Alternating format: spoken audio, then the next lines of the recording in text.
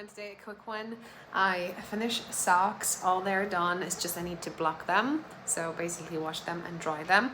And I also finished, I haven't just waving ends, the little toddler sweater.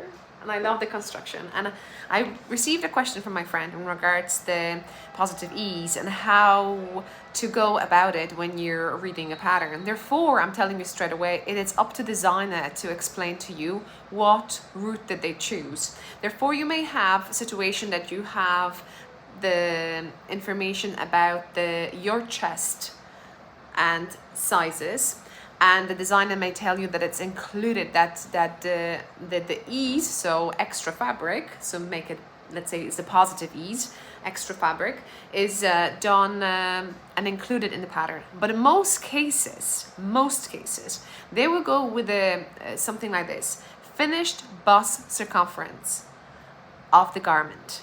Okay, and they tell you that there are ranges of sizes, and they said that you should pick the size that is a certain, let's say 2 to 10 inches bigger than your chest, actually chest.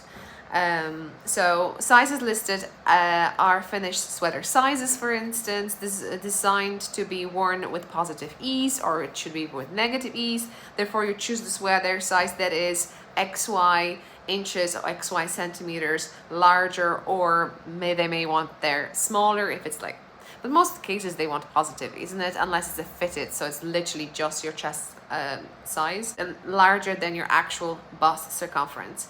So they would also maybe say something like garments chest length, garments measurements per se, which is a pretty cool idea, because if you've never knitted a sweater before, you could grab something that you wear, like if you followed the episode in regards to this little sweater, I grabbed my daughter t-shirt and I was able to lie it on the sweater while I was knitting to see, do I have anything, is it bigger than the actual t-shirt is, because you know sweaters should be kind of more roomy than your t-shirts, right? Therefore, if I wanted to say, this probably is knitted with a positive ease, therefore it's a larger and bigger than the toddler's chest. That's at least an idea of it. I'm going to block it and wash it. We have alpaca over here, so I'm hoping even for an even more stretch will be more oversized, which I don't think it's a bad thing. So you have to very carefully read the instructions in regards. But like I said, in most cases, they will give you the sizes of the garment. So finished bust circumference of the garment. And they will tell you, according to that, you should pick the size that is, let's say, by 10 inches bigger. Therefore, let's say my chest is 40 inches and they're finished sizes. So I will be looking the sizes with 50 inch because the designer recommended 10 inch to my size. So 40 plus 10 equals 50, and I'm trying to get over that. If I have it between the sizes, it'll be up to me to decide, do I like it even more, even bigger or smaller. And even if the designer tells you that it would want to have a positive ease and they want a 10, but you feel that design would looks good on you when it's fitted, therefore you know your chest size, and even then you look for the size that your chest is. So yeah, obviously sometimes cardigans we want to have them oversized. Some could be fitted too, so it's up to you.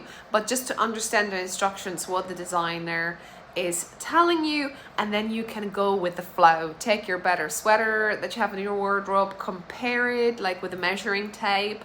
What does it say? Remember when they say bust circumference is the round, so if you put it flat and you measure, you have to, you know, double that number, and that will give you. So basically with my chest, let's say I have 40, I probably have slightly more than 40, but if I put the t-shirt flat, I should get 20 inches, therefore multiply by 2, because front and back will give me 40. Do you understand? I hope you do, and I hope you will have a bliss with knitting sweaters. Like I said, I love this construction that I kind of went along myself. My second kind of a garment going with it, so I did was double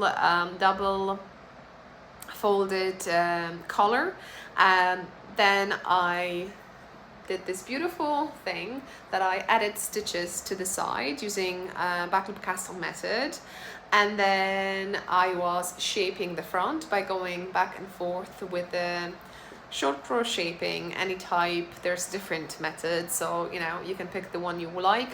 When I decided that this fabric is the depth I want, I went on the other side and I did the same thing. With this, actually, I did not cut the yarn and recreate it as a mirror. I just basically knit across and then I did this. So I think it's not really visible per se that I did that, and that'll save me of cutting a yarn, which I think is brilliant in case I would want to reuse it or someone would want to reuse it in the future. So there is no cuts per se from perspective of that.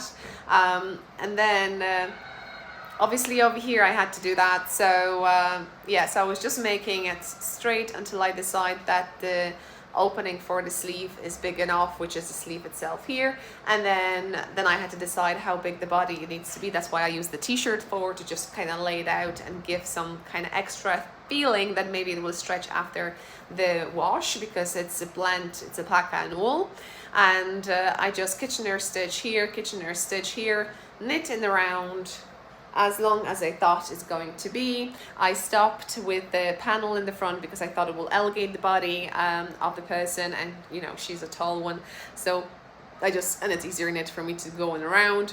And I used all the yarn I had. Literally, I would show you what I had, a little piece, and then I had a blue because I run out of yarn, and I think it's a nice contrast over here. So I made like when I joined the second color, I just did slip knit one, and then I went with the second round by knitting and purling one by one, and finish with tubular bind off. So that's that. I haven't woven ends, I haven't, yeah, but if I get a chance, maybe when it's all done and she actually will wear that, I'll show you snips how it looks on her body. Hopefully she's going to wear.